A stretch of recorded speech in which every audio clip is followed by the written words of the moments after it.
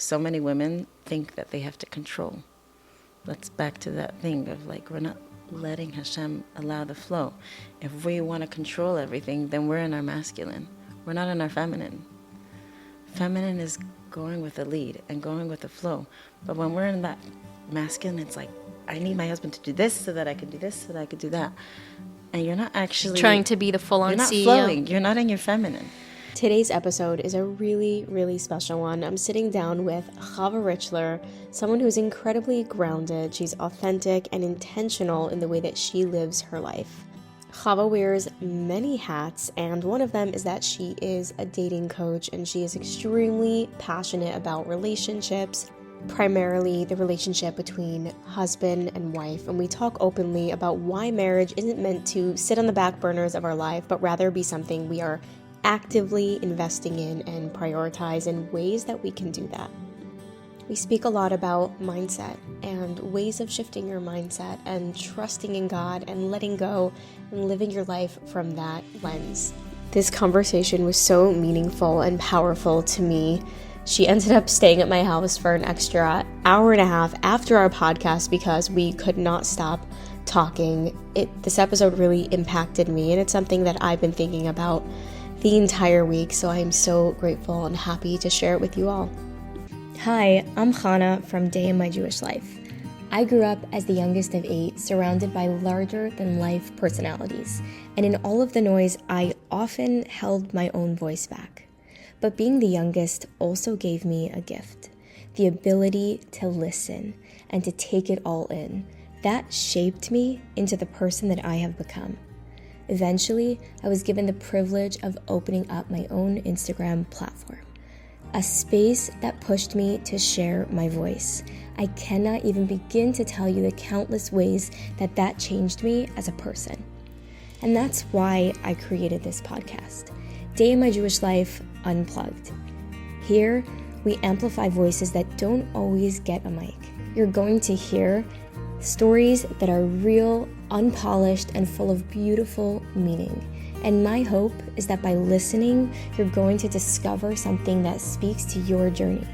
So join me here, where voices are heard, stories are honored, and every conversation has the power to leave you changed.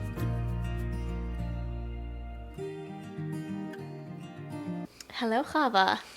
Thank you for having me. Absolutely. Thank you for coming on this cold Florida winter day. I Hello. love it. It's freezing. I know. It's really an honor to be here, and I feel humbled to be part of a podcast. Well, you definitely, it makes a lot of sense that you're on a podcast. I've actually only met you a couple times. Like, we've had a few conversations, and I've learned so much in those conversations. Really? Yeah. Wow. You are a very balanced person, and you are kind, and you've been through life, and you've learned, you meet those people and you can just tell.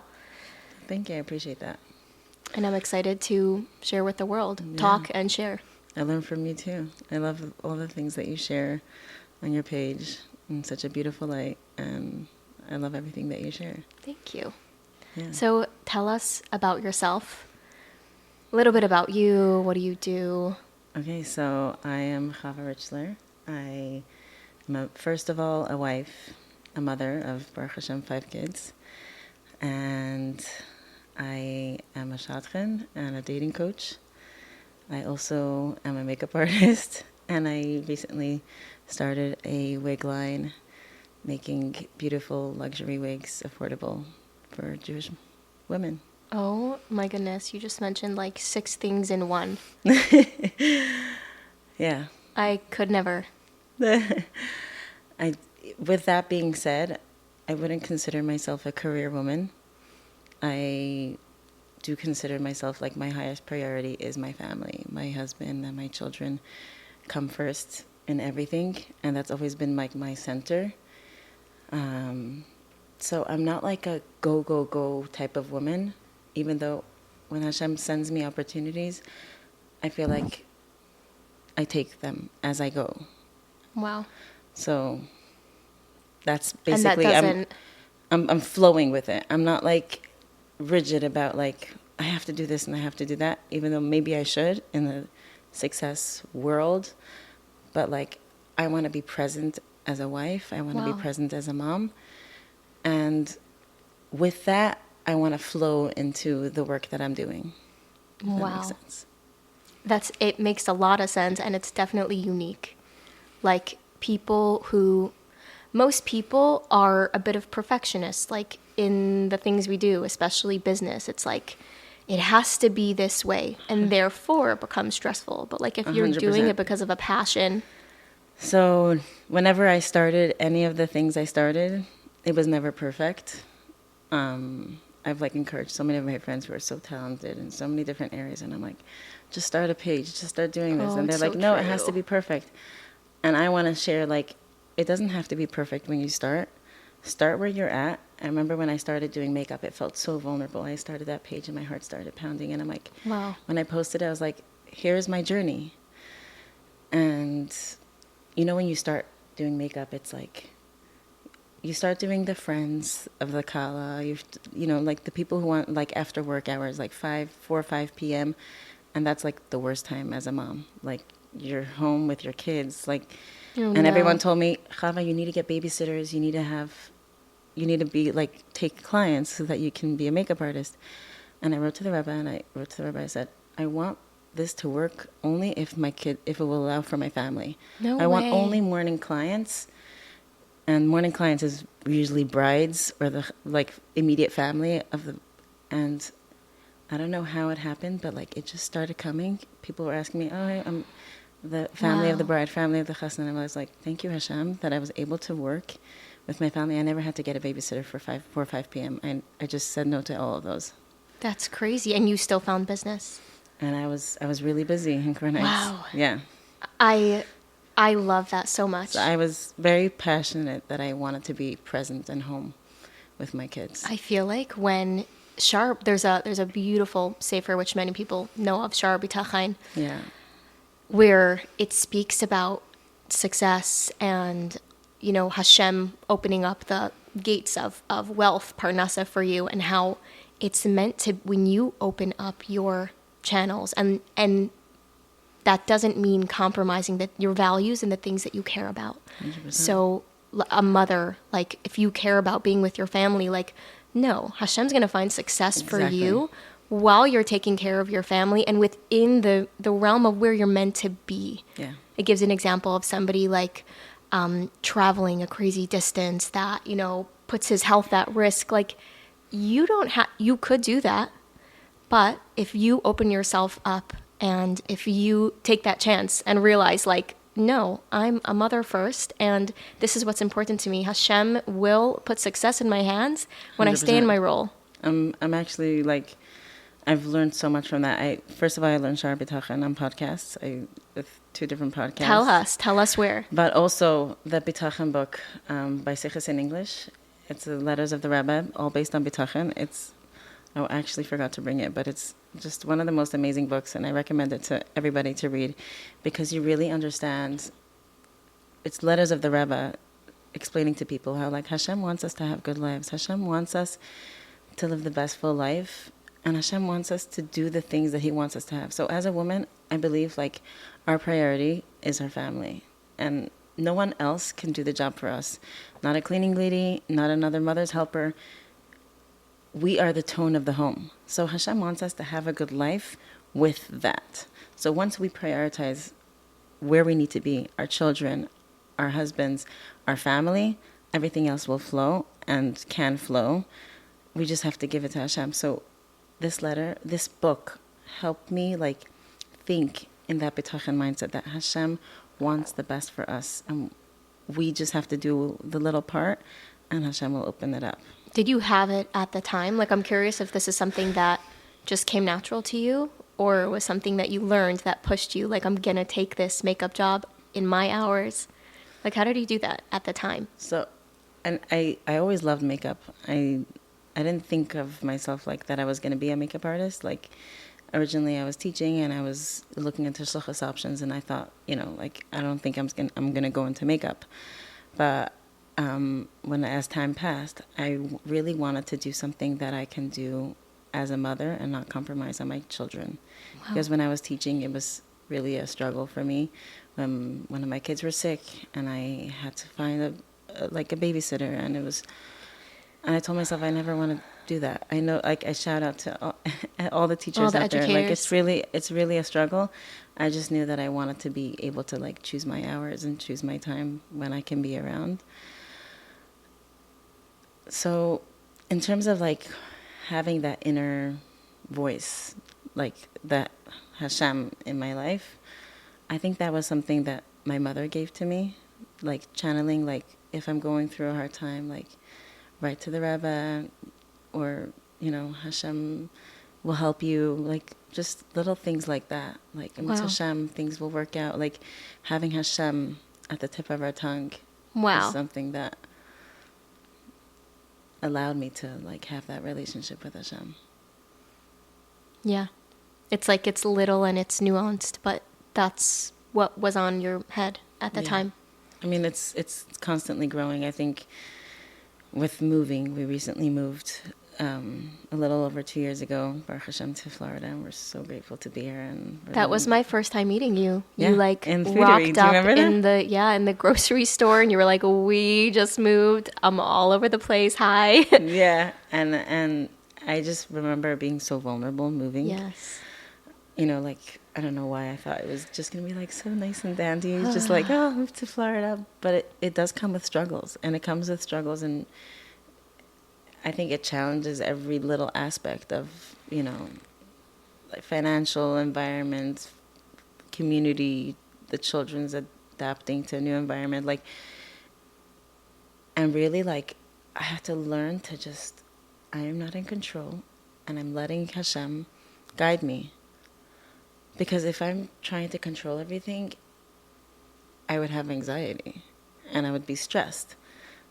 But if I'm able to let go and let Hashem just show me the way and pave the way and see the hashgacha pratis in everyday life, I'm able to, like, channel new things.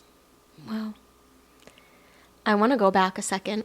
I had this, like, at the forefront of my mind when you were speaking before about, and then I have another question about this. But about, you were speaking about the role of a mother and how we're mothers first and we're nurturers first and we have our place first. I'm thinking of a lot of women who maybe being a mother doesn't come natural. And all they want kids, they want to be a mother, but they want a career. They want to do what comes more natural to them. Like there's femininity. Yeah, wait, say the word for me. Femininity. That.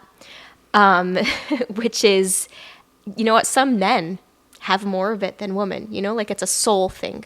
And there are some women that are just more manly. Like they have more of that conquering energy. Like, I'm just thinking of people listening to what you said and being like, well, I don't relate to wanting to slide fully into my role in motherhood. Like I want some supplements. Okay, so that's a really interesting question. I want to channel, like, what you said about, like, masculine, feminine. I don't actually, I do believe that when a woman is in, like, hustle mode, she's automatically in her masculine. I don't honestly think it's healthy when you're in a relationship to be in your masculine. So this is going to trigger, and I might be saying something really strong, but I do believe that every woman has it in her to channel her femininity. And especially when you're in a relationship, to really be the feminine. And when you're more feminine, your husband will be more masculine. I know. Whoa, I just had this conversation with my husband who said those exact words. Keep going. Yeah, it's something that I think any strong woman, and I would say, like, I might be a strong woman, but I am more feminine in my relationship, and I want my husband to be the leader, and he is the leader. But I think it's through me being more feminine. Wow. Because so many women think that they have to control. That's back to that thing of, like, we're not letting Hashem allow the flow. If we want to control everything, then we're in our masculine. We're not in our feminine. Feminine is going with the lead and going with the flow. But when we're in that masculine, it's like, I need my husband to do this so that I can do this, so that I can do that. and you're not actually trying to be the full-on you're not CEO. flowing. You're not in your feminine. And I had to work on this myself, like, because a part of me is like, I'm an entrepreneur. I'm a hustler. I like to be busy with things. I like to create, and I like to be creative. And that has elements of masculine. But in relationships, it's so important that we channel and tap into our femininity. And to the woman who says that I'm not by nature a mother, Hashem made you a woman. And I believe that every woman can tap into her femininity. And the more she taps into her femininity, she will find, what's femininity? We have so much to nurture. And that's our nature. Hashem gave nurture in our nature. And if you tap into your femininity more, you will tap into your nurture that you have to give and to offer. And I'm not saying that you should take away the hustle in you. I'm saying... I was going to say, like, tell us what that looks like. What that hustle is, whatever. No, what it looks like to tap into your feminine side. Letting go, allowing a flow. Like sometimes we come up with like, we don't know what way to go or how to manage something, or we want to push our way into something specific. Make a call that you need to do. Let's take an action. And then after you made that action and you did what you can, you made the keli. Let's say when Shar B'Tachim says, make the keli. And then let something happen. Let the flow happen. But if we're going to just try to like push and try to control and say like, unless I do X, Y, Z and X, Y, Z, nothing's going to happen. That's not true. I believe that things can flow after we take action. And that comes also in our relationship. Like we have to allow our husbands to be the leader, but we have to allow them to lead. I was just having this conversation with my husband, who we were talking about both characters being in their role and how, what's step one? Each person, you go back into your own role, and that it's hard for the male to lead when the woman is out of her feminine 100%. Embodiment. When she's CEO, like, where is he meant to be? It's uncomfortable. And how can he properly, like, lead and be steady when there's this constant, like, either criticism or, like, you're not a good enough leader, so I have to take control. Yeah. But he said also on the opposite side, like, the men, like, be a man. When you stand sturdy, even if you're insecure, like, work on that. Yeah, then you are going to watch your wife be so secure in her role, and she'll be able to nurture again. She'll be able to trust and just be, and and it's hard because it's hard on both ends, but like women in general, like we're very unpredictable and not within our control. On a monthly basis, we're 100%. Unpredictable. A woman gets pregnant, she's unpredictable for years because there's also postpartum. Like it could be hard to stay in your steady role as a man, and that's why in relationships it ebbs and flows, and sometimes it's the woman's time to give a little bit. But 100%, those roles are vital. 100%, vital. And I'm very passionate, and I believe strongly that men and women roles are strong. So as much as like a woman says like I'm providing, I am a little bit old school, that even though I have flows of income in theory, I do believe that the man is the provider. Even if it doesn't like look like it, but I do believe that that's where it should come from. And I don't think that women, we hold a lot of things that we're dealing with. Like, we're worried about our kids' emotional and well-being and this child's thing and this and that, and like to carry so many different elements is a lot. Like so also the financial burden. So if I think if we allow, I'm gonna generalize, but some women are good at like the finances, but I do believe that like the providing should come from the man, because that's like the masculine energy.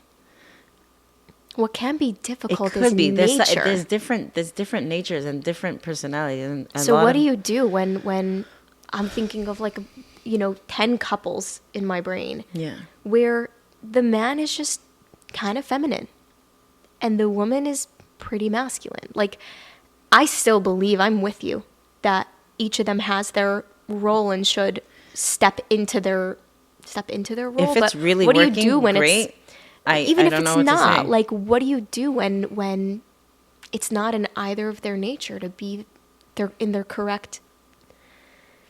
Can it change? Like, can it be different and 100% work? it can change, and I think that they first of all need to be aware of it. Awareness is one of the big factors when it comes to dating coaching. I always say, they say, It makes sense that we're in this. Just the fact that you are aware of something is half the healing. So let's say, for example, a couple where the man is in his feminine and the woman is in her masculine. If they are aware that they have switched the roles in certain sense, that is half the healing. That they can work towards getting more balance in their but roles. not that they should be like, this is how it is and let's keep it this way. Listen, I my goal and aim for everybody is that everyone should have beautiful, healthy, happy marriages and relationships. I can't tell you how everyone's doing and if everyone, but if someone feels like I am unhappy in a certain relationship, Yeah. there is space and there is place to work on that relationship, and don't give up and just say okay, I'm going to be miserable for the rest of my life because my husband is this nature or my wife is this nature. I believe that we there were put is, in this yeah, we there were is put in space this to world grow. to work. I am so passionate about the fact that we are always growing. Yeah. This is in terms of standards. Let's say, for example, I know what a high standard is, and then I aim to grow. What does Hashem want from me? Maybe Hashem wants me to learn more. Maybe Hashem wants me to grow more. I know that there's a goal for me that I should be learning, davening, making more of environments in my home. Maybe I'm not doing it every day, but at least I know that that's something I could work on. Add a little bit more learning here, add a bit more teaching here.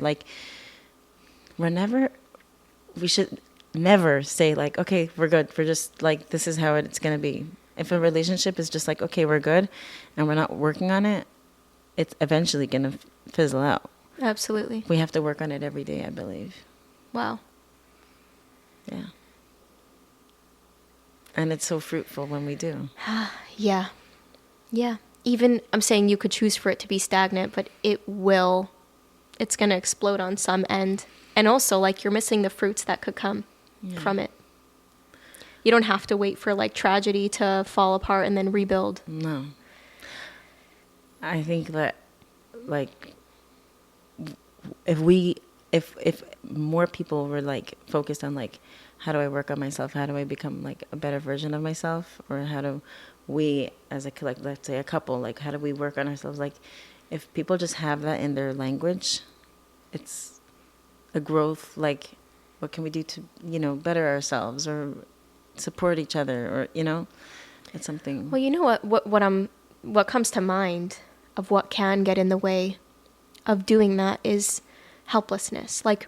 It's not gonna, because work is hard. So what do? You in your mind, you're hey, I'm gonna do this, or you do this one time and it doesn't work, and you're just this is his nature, this is mine. It's much easier to just whatever. Okay. It's hard so to work at that's something also, and not be successful right away. So you can also just let go, but we can also, the only thing we can do, we can't change them. We can control how we speak and the tone we use, and we can use our feminine tone to the way we speak. And that alone can shift. I can see that for sure.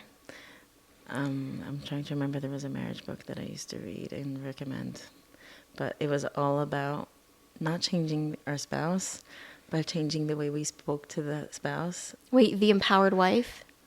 It was the Jewish one. Oh. By Leah Richheimer. I don't know if you heard of it. I don't know. Okay, it's something along those lines. Okay. But it was all about changing the way we spoke.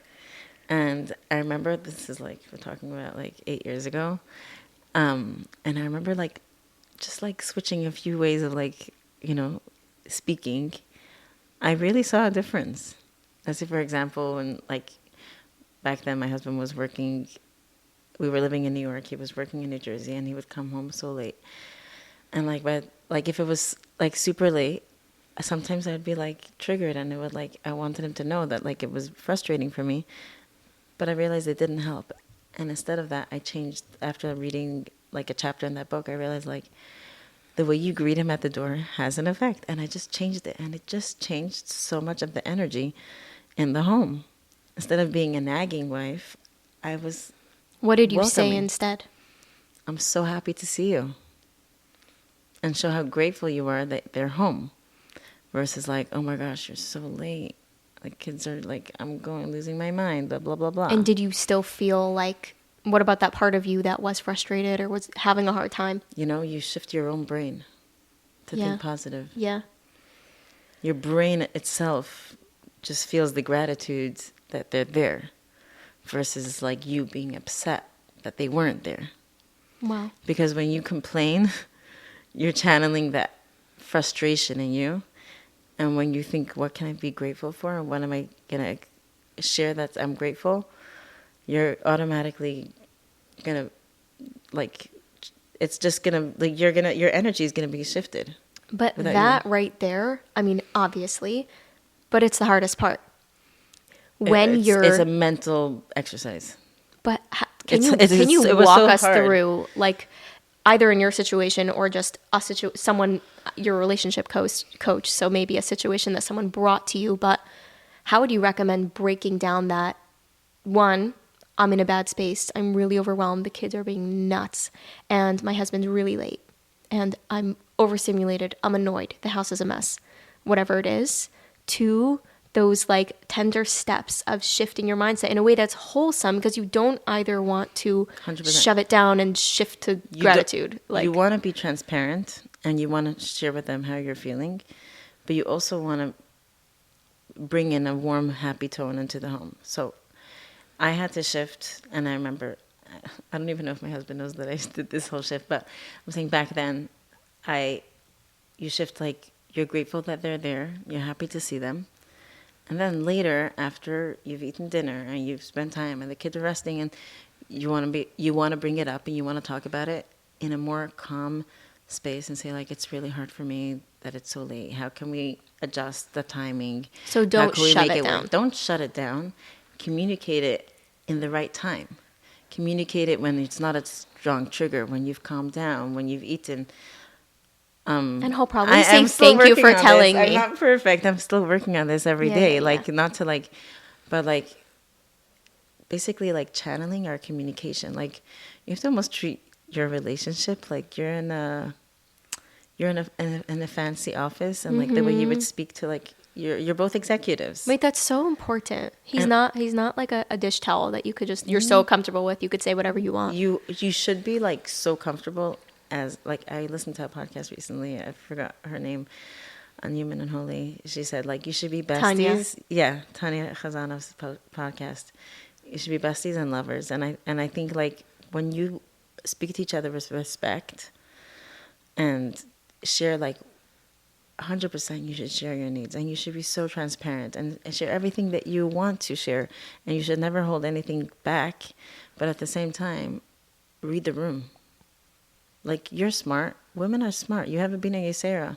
Why are we making as if we're not smart? You're smart. Right. You know when the right time to speak to and when to share things. Of course we have triggers, and we should listen to those triggers and be like, oh my gosh, this is so triggering for me.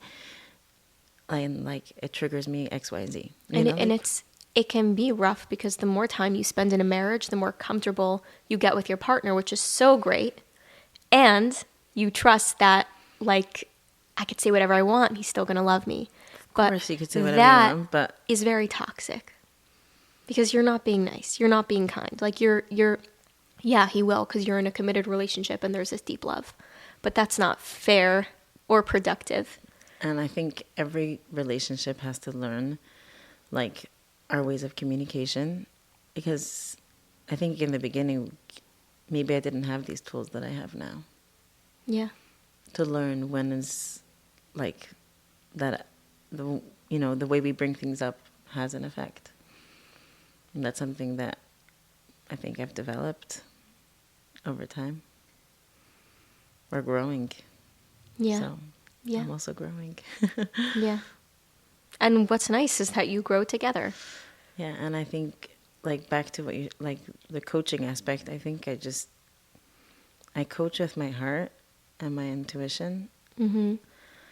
I took a coaching course 3 years ago, but it just reminded me that I should coach with my heart and my intuition and really tap into, like, where are they struggling and what is actually happening. That's huge. Where can people find you?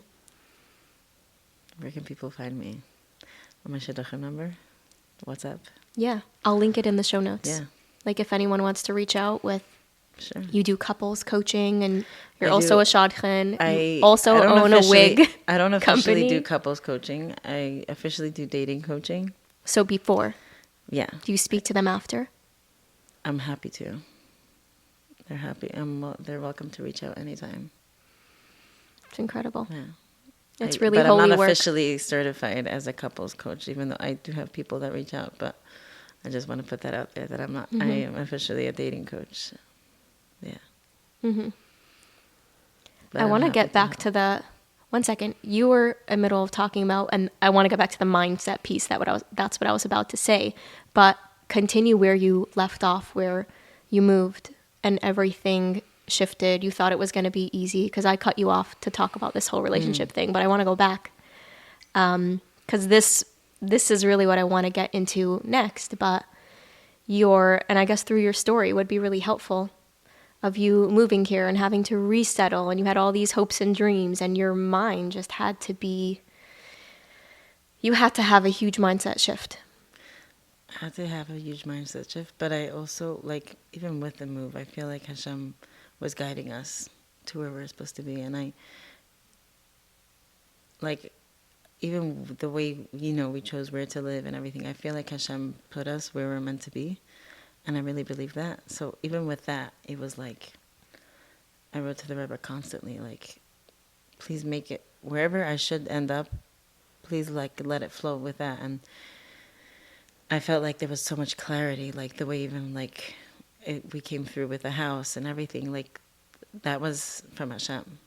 And I just had to, like, realize why we were here and that we have a purpose. Everyone in this world is given a purpose, and we have to tap into, like, we're here for a reason.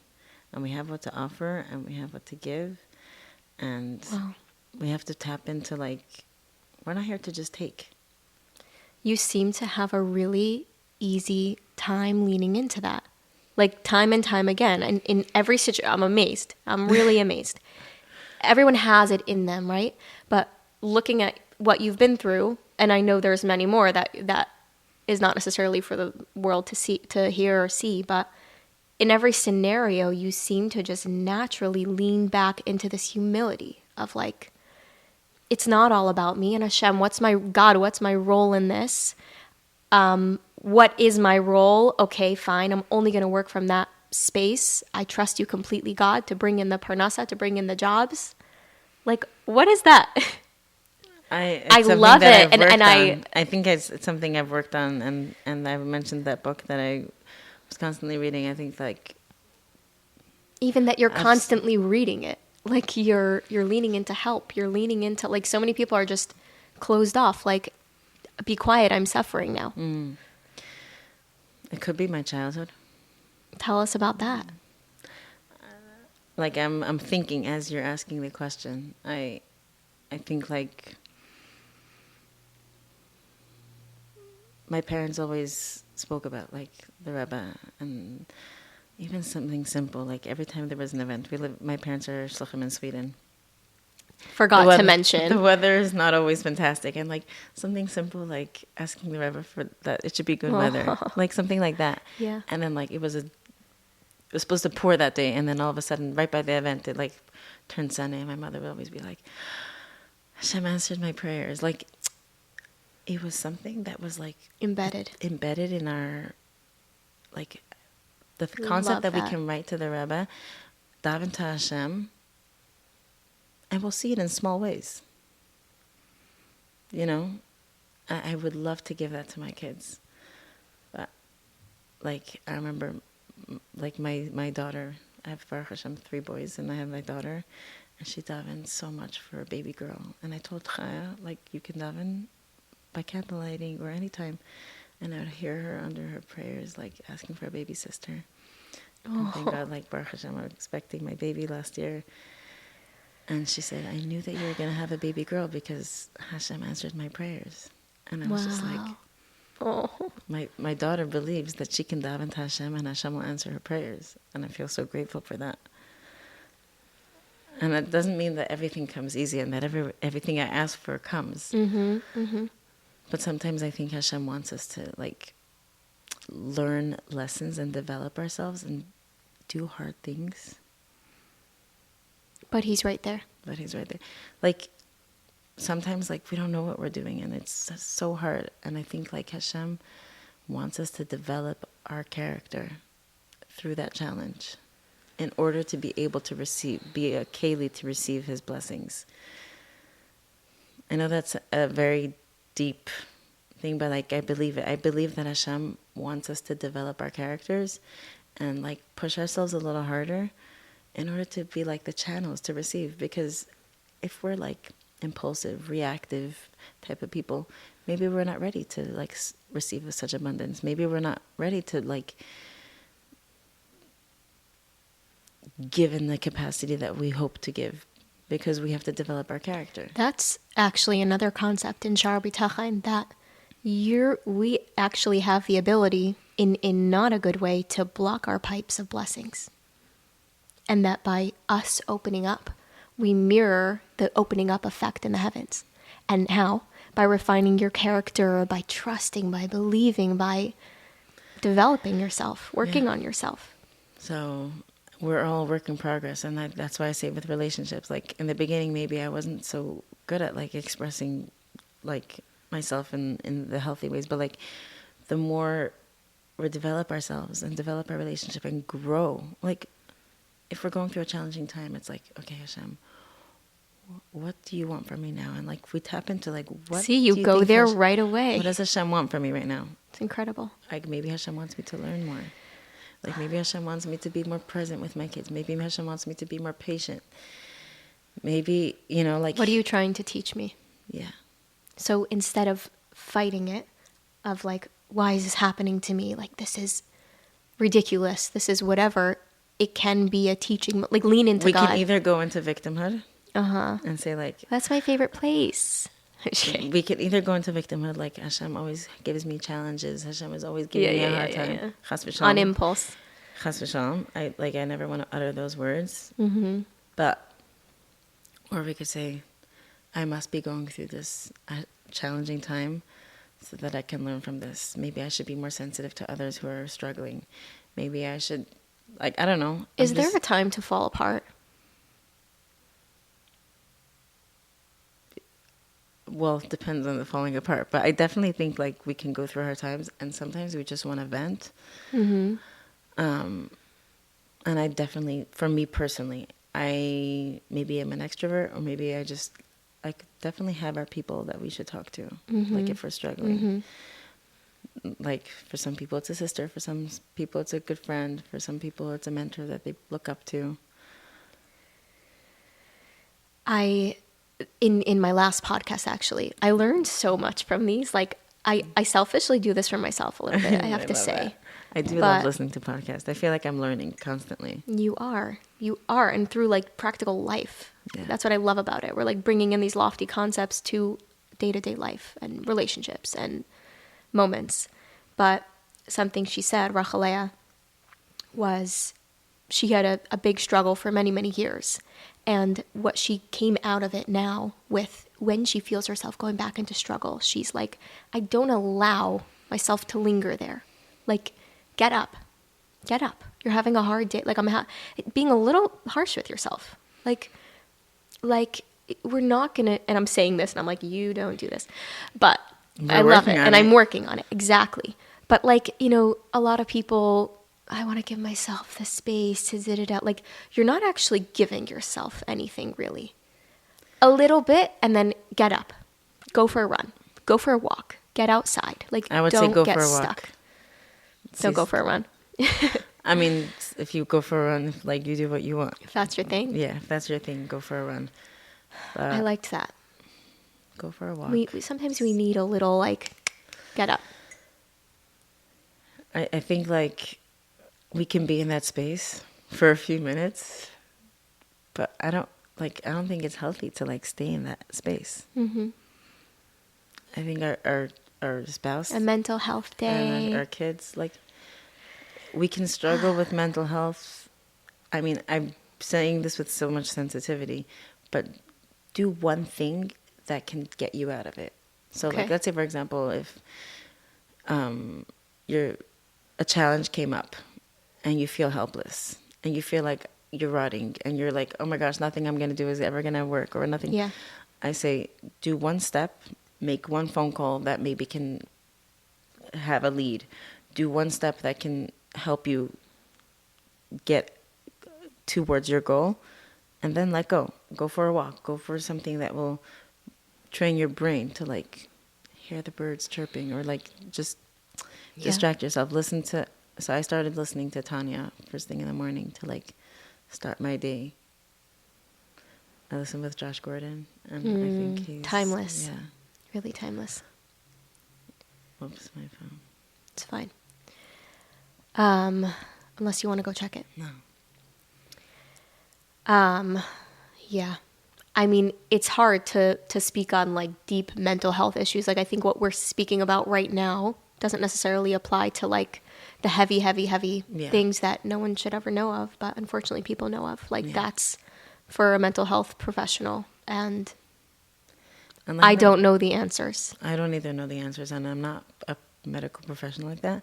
But if you know that, like, a little pick-me-up, like going out for a coffee with a friend. And you may not know because I don't know how other people are, but I'm an extrovert for sure. Yeah. But when I'm going through a hard time, I reject.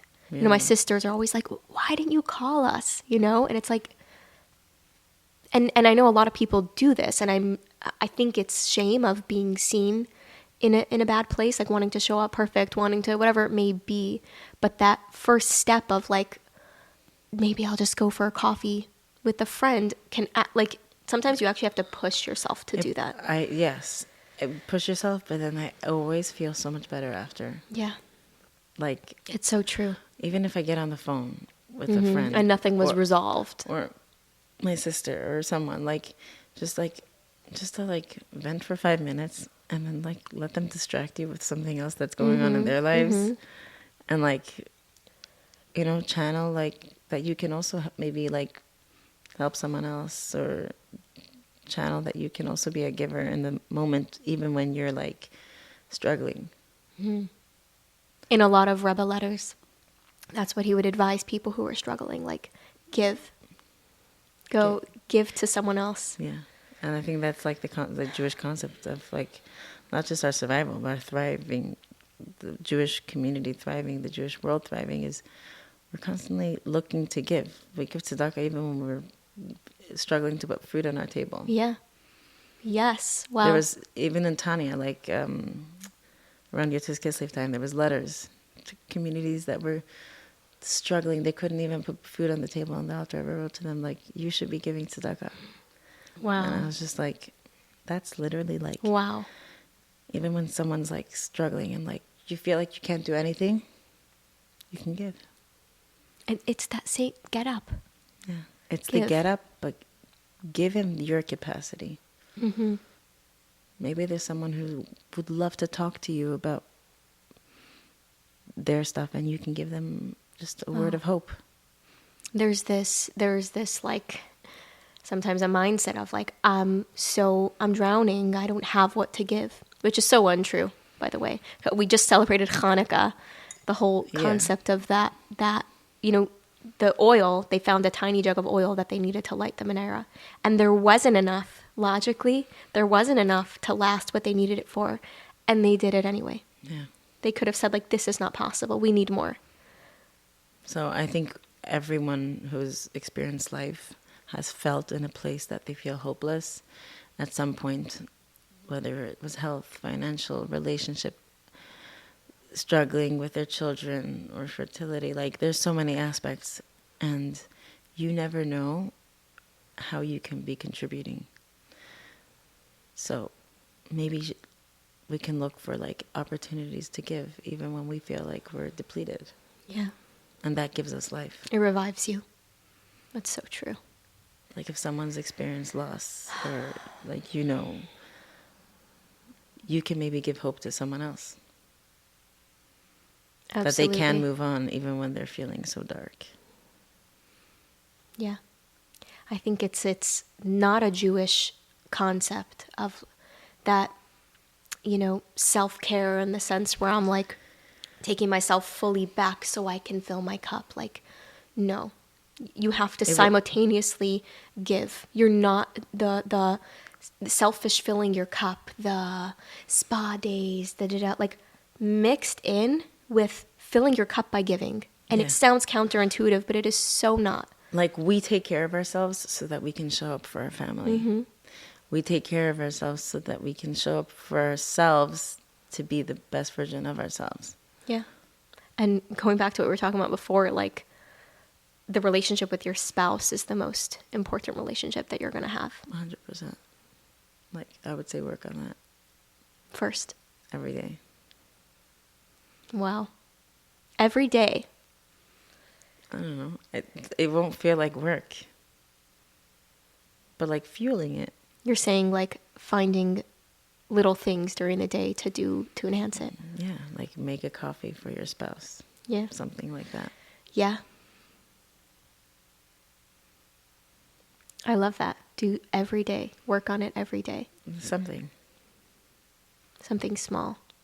Yeah. It's even like the way you greet them. That's also counted. Mm-hmm. Or just calling in the middle of the day to say hi. Just wanted to check on you, because we always know when to call and we have like troubles. And Sure. But, You said something before that I liked before we actually got on camera and behind the mics. But we were speaking about reaching out. We were speaking about struggling and then reaching out. And you said something like, you should be calling your spouse first. And if you're not, you should be doing the work that makes you want to call your spouse first. Not everyone does call their spouse first. As in, people struggle with their marriage. But I loved what you said. Or they feel like they're not besties. They feel like, oh, that's my husband.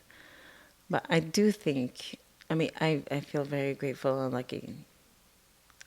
But I do want to believe that more people have that. Yeah. And that they could have that. Yeah. But the point is, like, you should want to have that. Yeah. And then work towards having that. Yeah. It's working on your marriage and your relationship is the best investment that you can do for generations. For our kids, like, I don't know, I feel like it's so beautiful for kids to grow up. I grew up personally with seeing a very healthy, happy relationship growing up. And I just feel like that gave me so much tools for life. Just seeing the way my parents spoke to each other with so much respect and love and care. They took care of each other in that way. It was just something that we strived for. And when we went into each dating, of the kids, I think even going into dating, when you have a healthy relationship that you look up to, you want to get married, and you go into dating with success mindset. You of course think it's going to work out, and you go into it with a mindset that I'm going to find the love of my life. And this is going to be a beautiful connection and marriage. This is going to be a beautiful connection and relationship.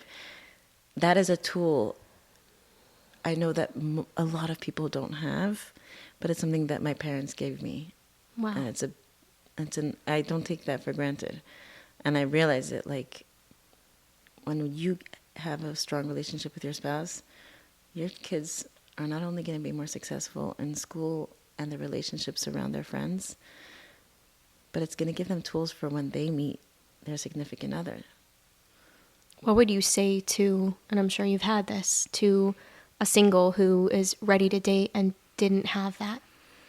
So a lot of times I pick up that was something where they saw a relationship that struggled, and I pick up that a lot of times when someone is dating, they have a fear of going into a relationship because they saw a struggling marriage growing up. And a lot of times, I'm not going to generalize, but a lot of times that is something that a single is subconsciously afraid of moving forward. What would you tell him or her?